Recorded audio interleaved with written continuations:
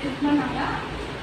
அவங்க அது கண்டுபிடிச்சவங்க வந்து ஷியாம் சுந்தர் கோயலாகவும் அவங்களோட சன் வந்து பாரத் ஷியாம் சுந்தர் கோயலாகவும் தான் பண்ணாங்க.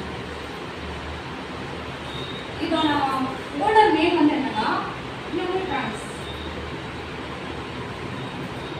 டாலியோட ஓல்டர் நேம் பவர் அண்ட் எலக்ட்ரானிக்கோட இதுதான் யூனிட்ரான்ஸ். இது வந்து எதுக்காக யூஸ் பண்ணிருக்கோம்? நம்ம எல்லாம் இப்போ தேசங்களோட எல்லா கம்பெனிலோட வரவு கணக்கப்பட்ட எல்லாத்துக்குமே இந்த டாலி வச்சு யூஸ் பண்ணுறாங்க. டாலி வந்து எல்லாமே சிம்பிளாக யூஸ் பண்ணுறதுக்கு முக்கியம். கணக்குகள் வந்து ஈஸியாக மல்டிநேஷனல் கம்பெனி வந்து டாலி சொல்யூஷன் ப்ரொவைட் பண்ணிக்கிறாங்க. பெங்களூரில் ஹெட் ஆஃபீஸ் வந்து இருக்குது. அவங்க கண்டுபிடிச்சது வந்து வந்து மல்டிநேஷனல் கம்பெனி, இந்தியாவோட மல்டிநேஷனல் கம்பெனி. இது வந்து ப்ரொவைட் பண்ணது வந்து டாலி இஆர்பி. டாலி இஆர்பி இஆர்பினா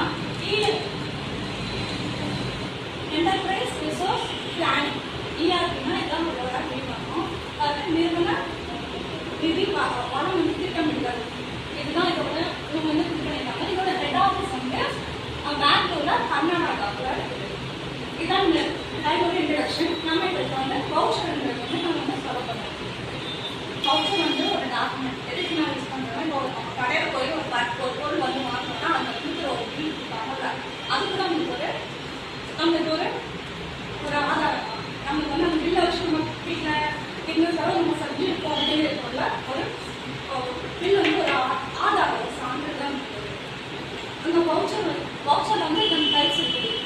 இது வந்து வவுச்சர்ஸ் போடுறதுக்கு முன்னாடி ஒவ்வொரு ஜேர்னல்ஸ் இருக்கும். ஜேர்னல்னா குறிப்பேடு. ஒவ்வொரு என்ட்ரிக்கும் நம்ம ஃபர்ஸ்ட் ஜேர்னல் யூஸ் பண்ணாதான் அதை வச்சு நம்ம வந்து இந்த வவுச்சர்ஸ் வந்து கிரியேட் பண்ண முடியும்.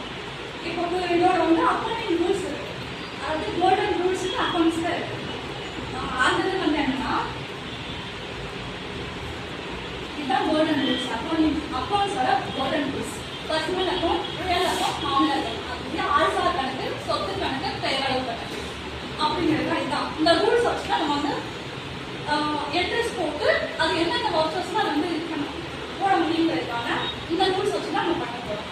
இப்போ ஒவ்வொரு வவுச்சர்ஸும் ஒவ்வொரு இதுக்கு யூஸ் பண்ண போகிறோம். இந்த கான்ட்ராங்கிற வவுச்சர் வந்து எதுக்கு யூஸ் பண்ணுறோம்னா, பேங்க்ல நம்ம ரூபாய் டெபாசிட் பண்ணாலோ ஒரு பேங்க் வந்து நம்ம ரூபாய் எடுத்தாலோ அதுக்கு யூஸ் பண்ணுறது தான் அந்த கான்ட்ராக்ட் வவுச்சர்.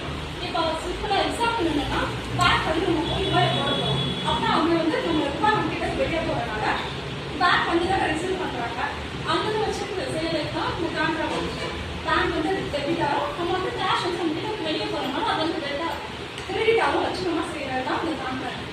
ரிசிப்ட் பேமெண்ட் வந்து நமக்கு வந்து கையில் வந்து காசு வெளியே போகிறது நடக்குது. இப்போ எந்த ஒரு இதுனாலும் சரி, சிம்பிளாக என்னன்னா நம்ம டைரி செலவு, ஒரு வீட்டு வாடகைக்கு இருந்தாலும் சரி,